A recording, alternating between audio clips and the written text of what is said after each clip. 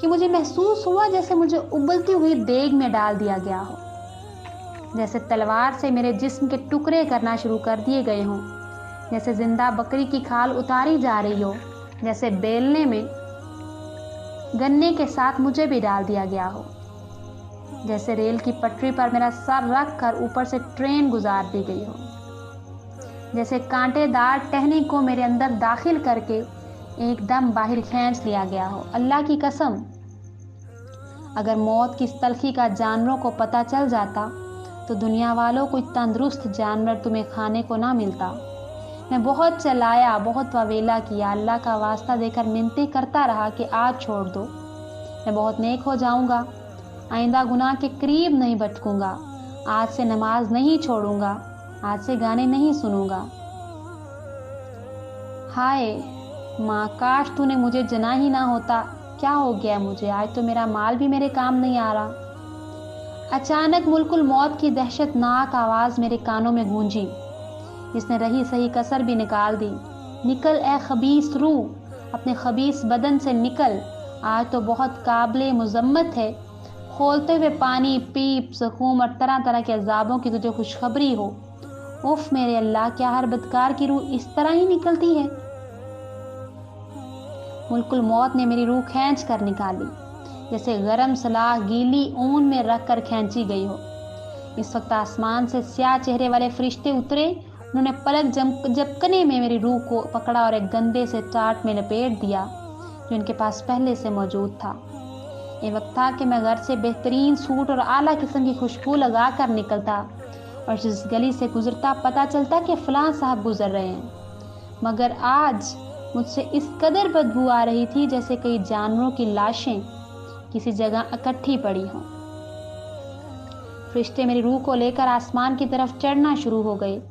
وہ فرشتوں کی جس جماعت کے پاس سے گزرتے وہ پوچھتے یہ خبیث روح کس کی ہے؟ وہ کہتے فلاں بن فلاں کی۔ وہ بہت طریقے سے میرا نام بتا رہے تھے۔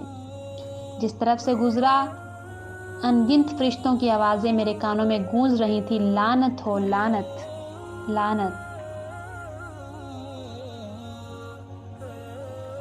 ادھر دنیا میں جامع مسجد کے بڑے بڑے اسپیکروں سے میرے جنازے کا اعلان ہو رہا تھا۔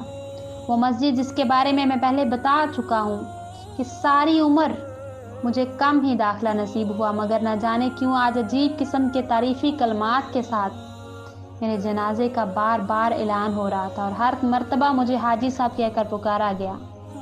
زندگی میں جب کسی کے مرنے کا اعلان ہوتا تو میں ہنستے ہوئے کہتا جی آج ایک اور صاحب آؤٹ ہو گئے، لیکن یہ میرے وہم و گمان میں بھی نہ تھا کہ اسی اسپیکر پر کبھی میرے جنازے کا بھی اعلان ہوگا۔ میری آنکھیں بند کر دی گئیں اور جبڑوں پر کپڑا باندھ دیا گیا۔ میری بدقسمتی کے روتے روتے کچھ نے ماتم کرنا شروع کر دیا اور کچھ نے بال نوچنا شروع کر دیے۔ اسی دوران عصر کی اذان ہوئی، گھر میں عورتوں کا ہجوم اور باہر مردوں کا، لیکن افسوس شاید ہی کسی نے نماز پڑھی ہو۔ میں نے چیخ کر کہا او غافلو، مجھے چھوڑو، میں تو اپنے انجام کو پہنچ چکا، تم اپنی فکر کرو، نماز کا وقت جا رہا ہے، مگر اتنے شور شرابے میں میری کون سنتا۔ میری لاش کے گرد گھر والوں اور رشتہ داروں کا ایک ہجوم تھا۔ میرا ایک ہاتھ چھوٹی بہن نے اور دوسرا ہاتھ بڑی نے اپنے گالوں کو لگا رکھا تھا اور پاؤں کو بیٹیوں نے اپنے بازوؤں سے جکڑا ہوا تھا۔ میری بیوی بار بار میرے چہرے کی طرف دیکھ رہی تھی۔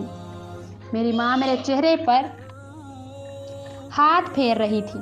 آخری مرتبہ میری ماں نے میرے ہاتھ کو چوما اور پھر ایک دم گہما گہمی ہو گئی۔ کوئی کفن خریدنے کے لیے کہہ رہا تھا، کوئی قبر کھودنے کے لیے، لائٹ کا بندوبست کرنے اور کوئی غسل دینے والے کو بلانے کے لیے۔ غسل دینے کے لیے مسجد سے مولوی صاحب کو لایا گیا۔ انہوں نے مجھے ایک تختے پر لٹا کر آہستہ آہستہ میرے پیٹ کو دبانا شروع کیا تاکہ اگر کوئی گندگی وغیرہ ہو تو نکل جائے۔ پھر انہوں نے اپنے ہاتھ پر کپڑے کا لفافہ باندھ کر غسل کی نیت کی۔ پھر مجھے نماز کے وضو کی طرح وضو کروایا اور میرے جسم پر پانی ڈالا۔ یہی مولوی صاحب تھے جن سے زندگی میں اکثر میں مذاق کیا کرتا تھا اور کبھی اپنے قریب نہیں بھٹکنے دیتا تھا، مگر آج وہی میرے کام آ رہے تھے۔ معزز سامعین، میں امید کرتی ہوں کہ میری آج کی اس ویڈیو سے آپ بہت کچھ سیکھیں گے۔ اگر آپ کو یہ ویڈیو پسند آئے تو ہمارا چینل اقرا اسلامک اسٹوریز، اس کو لائک، سبسکرائب اور شیئر کرنا مت بھولیے۔ اور ساتھ ہی ساتھ بیل آئکن کو ضرور پریس کیجیے تاکہ میرے آنے والی ہر نئی ویڈیو کا نوٹیفیکیشن آپ کی اسکرین پر آپ کو مل سکے۔ مجھے اجازت دیجیے، اللہ حافظ۔